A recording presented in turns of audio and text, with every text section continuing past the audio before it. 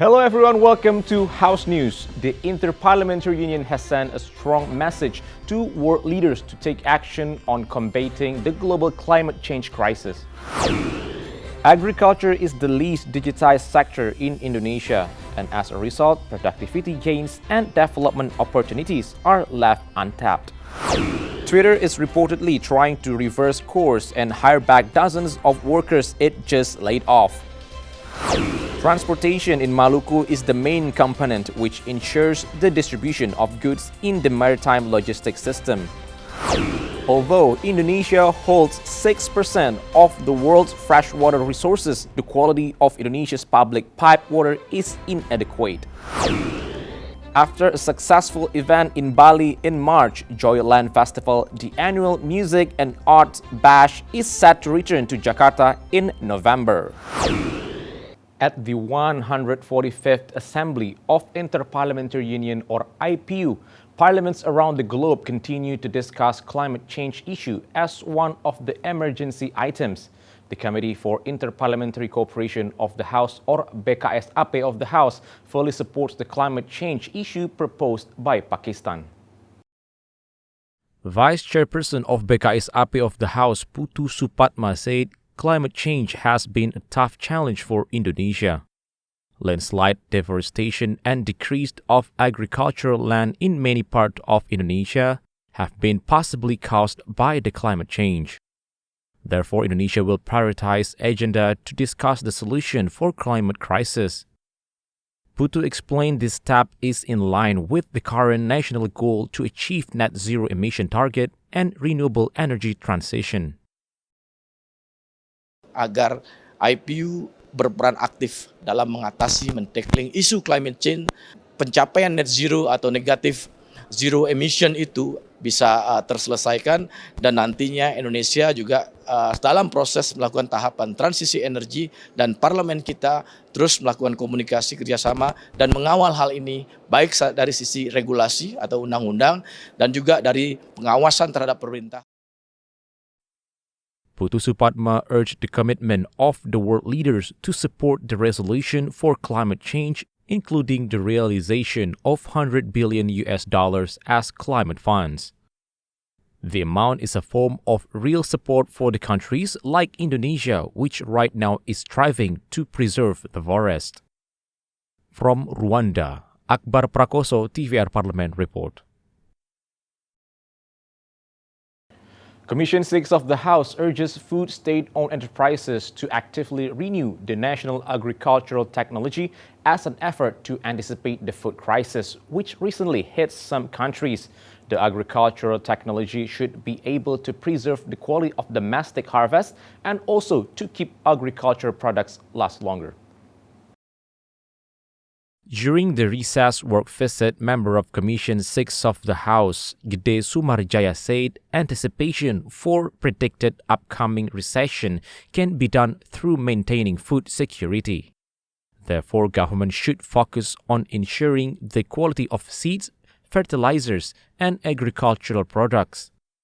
In addition, Sumarjaya emphasized the need to increase the major agriculture and plantation commodities. Dan saya minta untuk mereka bekerja sama, apalagi nanti ada Badan Ketahanan Pangan yang akan mengatur juga tentang pangan kita, sehingga nanti kita tidak seperti halnya Eropa, ketahanan pangan kita sangat rendah, sangat khawatir, apalagi kemarin banyak yang gagal panen juga. Member of Commission 6 of the House, Subardi, suggested state-owned enterprises or BUMN looking up to countries with advanced agriculture. Subardi hoped BUMN can give contribution to the farmers for cultivating and preserving agricultural products longer. Bagaimana satu produksi ketersediaan panada dalam jangkau yang cukup lama, sehingga rakyat itu tidak lagi disibukkan ataupun dihantui oleh kelangkaan pangan. Nah, kalau banyak produknya banyak, stoknya banyak, dan itu adalah dijaga oleh negara, ya, insya Allah harga akan terkendali. From West Kalimantan, Nurbani, TVR Parlemen report. Just a few days after billionaire Elon Musk take over Twitter, the company laid off more than 3,000 people via email. Now, the bird company is reportedly reaching out to the laid-off employees to come back to work, as some of those were laid off by mistake. Twitter has now approached dozens of employees who lost their jobs, asking them to return after the social media platform sacked almost half of its employees. Those being asked to return were laid off by mistake, while others were let go before management realized their work and experience may be necessary to build the company. Many employees learned about losing their job after their access to company-wide systems such as email and Slack were suddenly suspended. The requests for employees to return demonstrate how rushed and chaotic the process was. Elon Musk has also banned remote work in his first email to staff, warning the company needs intense work in the office. Employees must be in the office for a minimum of 40 hours per week, except for those physically unable to travel or with a critical personal obligation. Billionaire Musk has also taken away holidays from staff calendars. This was a monthly day off which was introduced during the pandemic period. He is also demanding users to pay $8 a month for blue tick verification on Twitter because he wants the social media site to make half of its revenue from subscriptions. Member of Commission 6 of the House, Melanie Leimena Suharli, highlights the transportation sector in Maluku province. Melanie hopes government can improve the transportation to support the potential of marine sector distribution and export. During the recess work visit recently, member of Commission 6 of the House, Melanie Leimena Suharli said, while major fishery export continues to decline, Maluku indeed has a significant upward trend. Therefore, Melanie urged the government to give more support to sea transportation in Maluku. It is very necessary to improve the transportation service in order to support fishery products distribution and increase the export trade. Jadi perkembangan dari sektor perhubungan, kemudian angkasa puranya, terus Prindo, kemudian juga dengan sektor pariwisatanya, semuanya harus bersinergi sehingga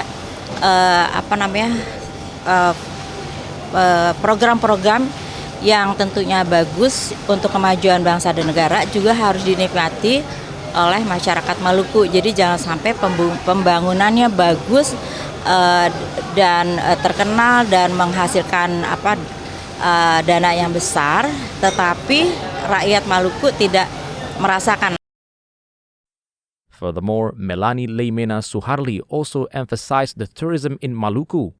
Melanie mentioned transportation and tourism state-owned enterprises should have strong collaboration to give positive contribution to economic activities for Maluku, especially for the MSMEs industry. From Maluku Province, Panji Prabowo, TVR Parlemen report. As stated by UNICEF, nearly 70% of the 2,000 household drinking water sources in Indonesia are waste contaminated. Commission 4 of the House asked the Ministry of Forestry and Environment to raise awareness and prevent the worsening impact. Member of Commission 4 of the House, Hairudin, says the quality of river water in Indonesia is worrying. In fact, rivers provide more than 2/3 of Indonesia's drinking water supply. Therefore, Hairudin urges the government to make integrated efforts in optimizing the improvement of rivers' water quality. Nah, Komisi 4 nanti kita akan mengumpulkan data rilis dari UNICEF dan kita akan sampaikan bahwa ini kondisi air dan KLHK, Kementerian Lingkungan, bertanggung jawab. Kedua, Kementerian PUPR juga proses pemanfaatan air juga digunakan, butuh diingatkan juga. Karena gini problem sekarang, undang-undang yang digunakan sekarang ada undang-undang yang salah satu pasal oleh PUPR tidak boleh pemanfaatan air kawasan hutan maupun pegunungan maupun kawah, baik konsumsi maupun produksi. Jadi nggak boleh dipakai bisnis dan nggak boleh juga dipakai untuk kebutuhan masyarakat luas seperti masjid, gereja, itu nggak boleh pakai. Nah kalau itu tidak bolehkan, terus perusahaan air minum mau dari mana ngambilnya? Pasti dari sungai-sungai toh. Hairudin expects the government to consider the data given by UNICEF showing river in all locations in Indonesia is mostly in heavily polluted condition. Government plays an important role in providing access to clean, safe, sanitized, and hygienic drinking water. Rifki Makdudi, TVR Parlemen, report. Joyland Festival took over Gelora Bung Karno Softball Stadium and brought an impressive lineup of headliners from Japanese pop eccentric Cornelius to Grammy-winning bassist Thundercat alongside comedy and cinema to kids-friendly activities. Aiming to provide the best live experience for audiences and artists, Plain Song Live is delighted to present Joyland Jakarta 2022. Over 15,000 festival goers filled up Gelora Bung Karno's softball stadium in anticipation of this 3 days event of live music, comedy, film, workshops, and activities, along with a marketplace across various areas inside the venue. Quote from manual with single-use plastic ban from festival, visitors were encouraged to bring their own tumblers. The attention to detail didn't stop there. The festival decoration was purposefully designed with reusable materials. The festival also offered much aside from music. At the White Peacock, which was persistently filled with the children, there was a rotating schedule of creative activities from acrylic painting, talk shows, and poetry sessions, which does more than fill the time. And that's it, House News for today. Thank you for watching, and I'll see you in the next episode of House News only on TVR Parlemen.